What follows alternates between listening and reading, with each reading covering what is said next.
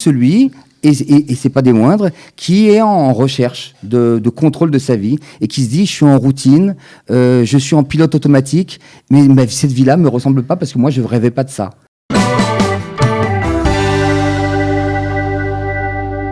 Activateur de potentiel, voilà, parce que ça me fait drôle aussi de le présenter comme ça. Bien sûr, vous le connaissez tous, il s'appelle Chaim Knofer. Bonjour Chaim Knofer, on est ravis de vous accueillir. Donc, c'est un titre, on va dire, voilà, qui résume, mais vous faites tellement de choses, c'est un petit peu réducteur quand même. Réducteur pourquoi ? Non, en tant que coach, vous parlez ? Oui, en tant que coach, avec tout ce que vous faites, on vous connaît bien pour les supermarchés, voilà, que vous avez mis en place pour permettre aux plus démunis de se nourrir décemment. Donc, vous avez bien sûr pris, vous aussi, cette crise du coronavirus de plein fouet. Qu'est-ce que vous en avez tiré ? Qu'est-ce que vous pensez que ce corona nous a apporté ? Le coronavirus, la crise du Covid, comme on l'appelle, c'est une crise. Donc, et comme toute crise, eh bien, elle est annonciatrice d'un renouveau, d'un changement, ou bien d'un mal-être. Et donc, il y a beaucoup d'enseignements à tirer d'une crise, qu'elle soit une crise d'adolescence, une crise de la quarantaine, de la cinquantaine, ou une crise dans le boulot. C'est toujours un moment, ça intervient toujours à un moment où, alors c'est ou la vie ou Dieu, selon sa tendance, qui dit mon gars ou madame, il va peut-être falloir te réveiller pour passer à la vitesse supérieure. Bon, alors j'imagine qu'il y a eu un avant, un après Corona. De quoi les gens ont le plus souffert d'après vous ? À ma grande surprise, Cathy, je pensais que les gens allaient souffrir d'une sorte de claustrophobie. Et en fin de compte, ils ont souffert de leur excès de liberté. C'est-à-dire que cette gestion, d'un coup, il y a eu des plages horaires qui ont été libérées et on n'a pas su quoi en faire. Alors on a bien essayé, il y a bien des gens qui ont eu des tentatives pour dire mettez-vous au sport ou à la cuisine ou restaurer les repas de famille. Et puis en fin de compte, ça a duré un certain temps. Moi j'ai vu parce que j'ai accompagné, j'avais proposé mes services à beaucoup de personnes. En tant que coach.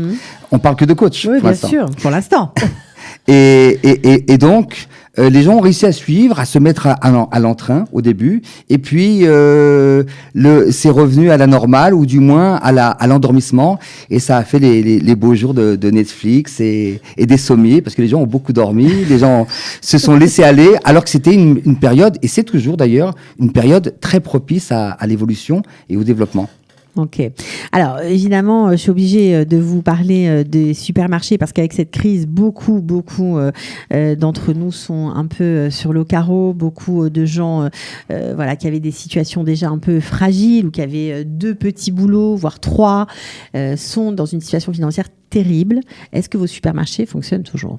Alors, petite rectification, depuis maintenant quelques années, les supermarchés ne fonctionnent plus en termes de... Ce n'est plus nous qui agissons au sein des supermarchés. On a édité une carte de crédit qui rend donc extraordinaire notre travail, puisque, il n'y a plus de frais de structure inhérents à des linéaires ou à des caissiers. Ils peuvent aller dans tous les Yesh et dans tous les super-salles.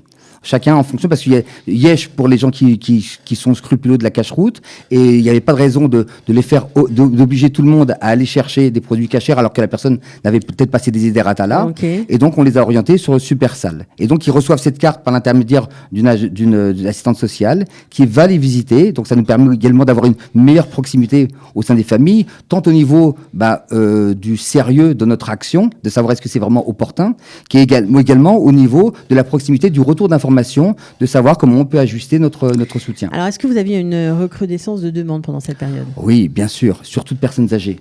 Des personnes âgées qui ont été très mises à mal au niveau de leur isolement et donc qui ne pouvaient pas faire leurs courses. Il y a eu des tentatives de supermarchés classiques qui ont donné des tranches horaires, mais bon, on va pas en parler. Ils ont essayé, on va dire qu'ils ont essayé, mais ça n'a pas fonctionné comme ils auraient souhaité. D'accord, donc vous les avez aidés, vous avez distribué plus de cartes, mais c'était un peu compliqué, j'imagine, comme fonctionnement, parce que... Surtout pour les assistantes sociales. C'est ça, c'est exactement ça. Donc beaucoup de gestes barrières, beaucoup de travail de ce côté-là pour pouvoir rassurer les gens qu'on venait les voir sans être intrusif au niveau de leur santé, et également donc de revenir pour leur apporter donc les cartes, puisque c'était à chaque fois des nouvelles créations de dossiers, parce que ces gens-là n'étaient pas nécessairement dans nos listes de distribution. C'est ça, donc c'était tout un travail supplémentaire. Alors, puisque vous êtes coach et puisque vous êtes, on va dire, un amoureux de la tradition juive, je suis obligée de vous poser la question, y a-t-il une façon juive de coacher ? Quand on est formé en tant que coach, je pense que tous les coachs sont formés de la même façon, ils sont certifiés de la même façon. C'est-à-dire qu'on vient dans les fondamentaux du coaching, à savoir l'estime de soi, la confiance en soi, la gestion du temps, la peur de l'échec, etc., qu'on connaît et qu'on a entendu beaucoup, et qui restent des fondamentaux. Mais quand on est juif et qu'on s'adresse à des juifs, bien évidemment, il y a des sujets qu'on peut aborder qu'on ne pourrait pas faire avec quelqu'un. Et comme j'aime à le dire, c'est beaucoup plus facile parce que imaginez, je pense pas qu'un coach new-yorkais ne pourra jamais coacher un villageois africain. Parce qu'il n'a pas ce mindset, il n'a pas sa culture, son état d'esprit, il connaît pas ses préoccupations, il connaît pas son histoire. Nous, on a Israël en commun, on a la religion ou pas, mais en tout cas la tradition souvent. On a des souffrances communes, donc qui viennent faire que ça les gens... Ça fait des raccourcis, c'est ce que vous êtes en train de nous dire ? Ah oui, énorme. On gagne beaucoup de temps et du coup, les gens gagnent beaucoup d'argent parce que ça fait moins de consultations. Ça fait moins de consultations. Mais bon, il n'y a pas forcément une façon juive, mais disons qu'il y a une compréhension différente parce qu'on vient du même background. On va dire ça comme ça. Ouais. Donc ça, c'est assez important. Donc on choisit aussi son coach en fonction. Faut pas prendre quelqu'un de trop éloigné de nous, en fait. Non, ça dépend. Encore une fois, si on veut être dans ce qu'on appelle, vous faisiez appel à la façon de me présenter, activateur de potentiel, parce qu'il y a également le coach. Coach, ça veut plus rien dire. Et parce que c'est comme docteur. Il y a docteur en médecine, mais il y a docteur en psychologie, il y a docteur en chirurgie. Donc coach, c'est beaucoup trop large. Il faut préciser. Il faut préciser parce qu'il faut que les gens, quand ils viennent, quand ils cherchent quelque part, est-ce qu'ils cherchent un coach de motivation? Et auquel cas c'est du go, parce que la personne connaît déjà ses objectifs et il n'y a plus qu'à l'emmener et à fixer les étapes intermédiaires et de suivre les instructions, un petit peu comme Waze. Mais il y a aussi celui, et c'est pas des moindres, qui est en recherche de contrôle de sa vie et qui se dit je suis en routine, je suis en pilote automatique, mais cette vie-là me ressemble pas parce que moi je rêvais pas de ça. Je suis devenu comptable parce que mes parents étaient comptables, mais je rêve d'autre chose. Est-ce que ce coach-là pourra m'aider à avoir une reconversion pro ou bien d'ouvrir mon champ de possibilités et d'agrémenter peut-être mon quotidien différemment. Bon, alors on comprend bien qu'avec cette période un peu particulière qu'on vient de passer et qu'on traverse encore et qui n'est pas prête de se terminer, c'est peut-être le moment de faire des changements et des vrais changements.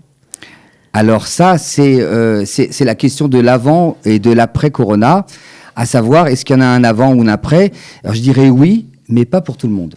Il y aura ceux qui auront su mettre à bien et à profit cette période pour avoir une introspection, pour réfléchir, à se dire est-ce que c'est pas le moment pour moi de mettre le focus sur autre chose, mais également même ceux qui vont pas changer, qui vont pas muter au niveau professionnel et qui est de comptables, on parlait tout à l'heure des comptables, vont devenir des comptables en télétravail. Comment tu vas mettre à profit cette heure de déplacement qui est économisée ? Est-ce que tu vas rajouter une heure de sommeil ? Ou est-ce que tu vas profiter de ce temps-là pour passer ton petit déjeuner en famille ou te mettre au sport ? C'est chacun qui va évaluer en fonction de son désir de grandir et de se dire et de comprendre qu'il s'est passé quelque chose. Il y a eu une pause, il y a eu un arrêt sur image. Et quand on met un arrêt sur image, eh bien on se dit ah, il y a peut-être des choses à scruter et à changer. Ok. Bon, en tout cas, Chaim Knopfer, on était ravis de vous accueillir ce matin. Évidemment, on peut vous trouver sur votre page Facebook si vous en avez une ou sur YouTube. Comment on fait ? Le mieux, c'est si quelqu'un veut ou bien sur le site, un conseil sur le site chaimknopfer.com ou bien sur mon WhatsApp. Si on vous pouvez donner votre numéro, allez-y, on est là pour ça. Alors c'est 055 68 69 70 0, je répète comme à la radio, non ? Mais allez-y comme à la radio. 055 68 69 70 0. Voilà. Bon, en tout cas, merci beaucoup d'être venu. Merci pour tout ce que vous avez fait aussi pour ceux qui étaient dans le besoin pendant cette période. Et on se retrouvera probablement à une autre occasion. En tout cas, c'était gentil d'être venu jusqu'à nous. Avec plaisir, Cathy. Ce matin. À très bientôt. À très bientôt. Au revoir. Voilà.